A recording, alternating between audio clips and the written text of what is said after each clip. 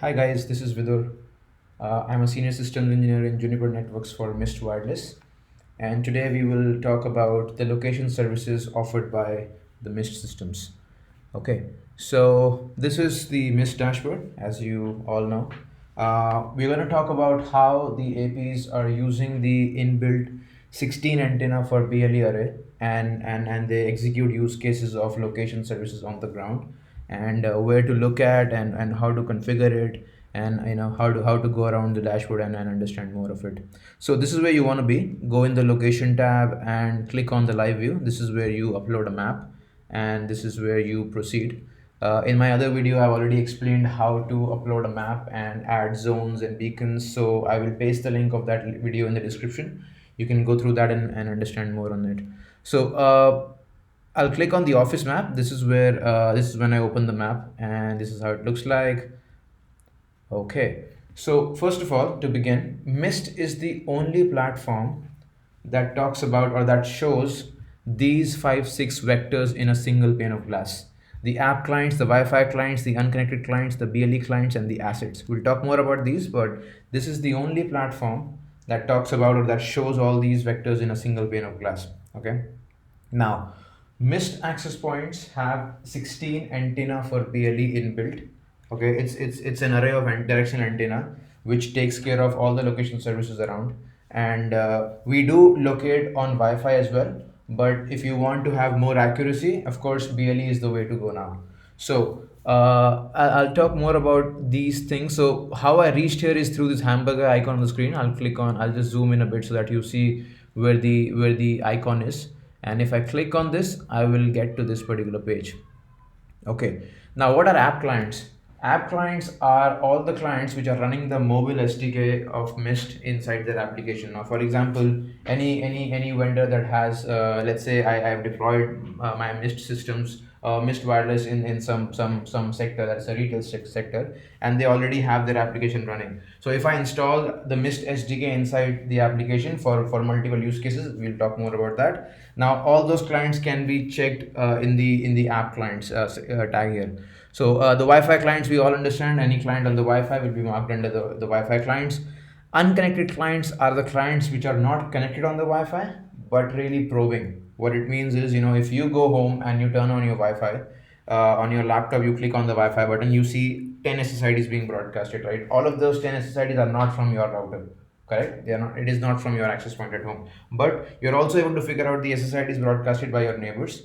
How do you do that? You're actually able to see that because your Wi-Fi NIC of the laptop is probing that AP. That's what probing really means. So you're not on the network, but still you're trying to gather all the information about the different SSIDs being broadcasted. BLE clients, what it means is any client that is sending out a BLE signal. Could be your laptop sending out a BLE signal, could be your handset, could be your smartwatch, could be your earphones, headphones. Any device that is sending out some sort of a BLE signal can be captured under show BLE clients. Now, show assets is if you have marked some BLE clients as assets which are important to your network, you want to make sure where they are at all times, you want to trace them down, you can mark those BLE clients as assets, and they'll be viewed as in the green color here, and that's a different color code that you use for assets. So these are the 4 or 5 things that you can actually view from the Mist dashboard on the location tab. I'm going to close it for now. It's going to become very very crowded. So I'm going to uncheck all these things, and we'll show you what the app clients, or how the app clients look like. Okay, perfect. So let me zoom out a bit, because so that we know where we are. Okay, now there are multiple use cases that can be executed on the ground based on with the help of these location services that we have offered, and then with the help of 16 antenna for BLE, which are already inbuilt in the access points, right? So I'm going to talk about a few use cases for now, so that we get the idea. One is, let's talk about user engagement. How do we engage the user? That's probably through a proximity message. How it works is, if you enter a mall, you get a message pushed to your handset, saying welcome to the mall, 20% discount on Starbucks, 25% discount on Tommy Hilfiger, 20% discount on US Polo. All those messages can be sent to your phone. That's called proximity messaging. Okay, that's one of the use cases. I'll tell you how we can execute that. Second is the indoor wayfinding. it's like Google Maps but only indoor. So you navigate to your destination. If you're, let's say, if you're at the airport, you want to navigate to gate number 25, and you're standing near the boarding gate. So you're standing near the gate where you collected your boarding pass. So now you can just open your application, enter the destination as gate number 24, and hit enter. A navigation path will be made for you on the app, and as you walk by, the blue dot will move with you. That's called indoor wayfinding. Okay, that's how, and how you execute that is through the location services of the Mist access points. Third is through asset visibility, which is very critical, because there are some important assets which everybody has in their organization. Let's say I run an office and I have some important laptops which I want to trace down. In the healthcare department, there are some wheelchairs, some computer on wheels which are used for operations. In airports, there are some other wheelchairs, or there are some other important assets which you want to trace down. So every org will have some sort of an asset that they want to preserve, and that they want to locate at each time, right? Or even in offices where you have some employees who wear their ID card. Their ID card can be stuck with a BLE tag, which will continuously emit BLE signal. Our APs will be able to capture it and be able to locate the employees at all times. That's also another way of asset visibility. Now, how you do proximity messaging, that's the first use case. You basically make sure that can be done by two ways. One is you have battery operated beacons which are stuck to the ceiling, or stuck on the walls, which will be configured to send out a proximity messaging, proximity message, whether welcome to the hotel, or welcome to the mall, or welcome to the airport, or any message that you want to send out. Okay, that's one. The problem with that is you have to invest a lot of money in the physical battery operated beacon. You have to spend, let's say, if you want to cover an entire airport, you want to probably have to invest in around 500 or 1000 odd battery operated beacons. That's a lot of cost. And then you have to also maintain them, and then you have to manage them, and make sure you change your messages according to the situation. All those things can be very tedious, and can be very demanding, and can be very costly. What Mist does is, Mist has come up with a concept of a virtual beacon. Okay, so that's a patented technology of Mist.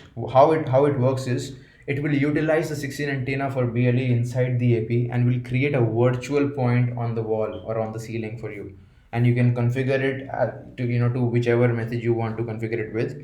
Now, that particular point is not a device on the wall. It's just a virtual beacon. It's just a virtual device that is initiated from the AP itself. So I'll tell you how we do that. We'll click on the beacons and zones.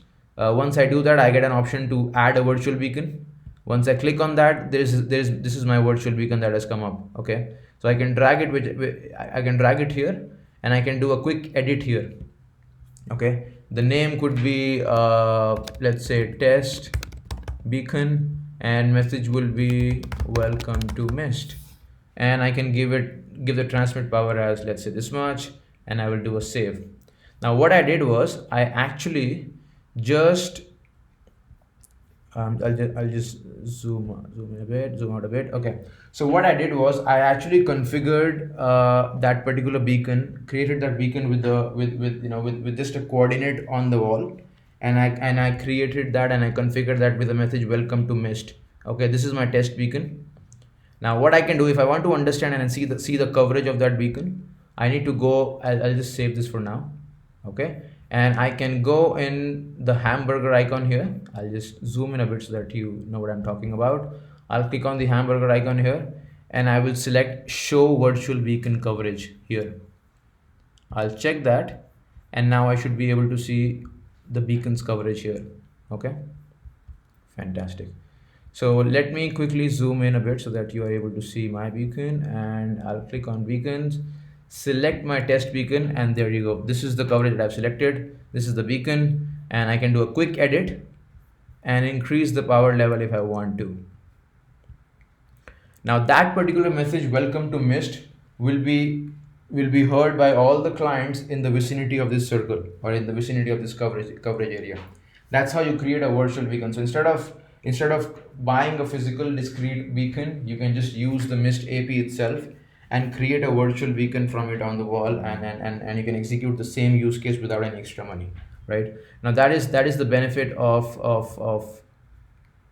of the virtual beacon, of course. Now, second is if you want to do indoor wayfinding, again, it can be deployed with using the same access point. We have a 16 antenna for BLE inside each AP, which you can leverage.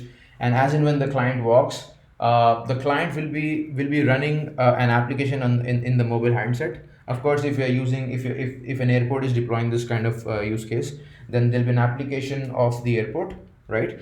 And we will actually integrate the Mist SDK with that application, and then you'll be able to add the floor plan, and then you'll be able to draw the navigation path. And as an employee or as a user on the ground, what will happen is once I walk into the airport, I can get a proximity message from the virtual beacon that I've created. Welcome to the airport, and all the good stuff. And then when I collect my boarding pass, I want to know, where's the immigration, or where's the gate number 24 for boarding.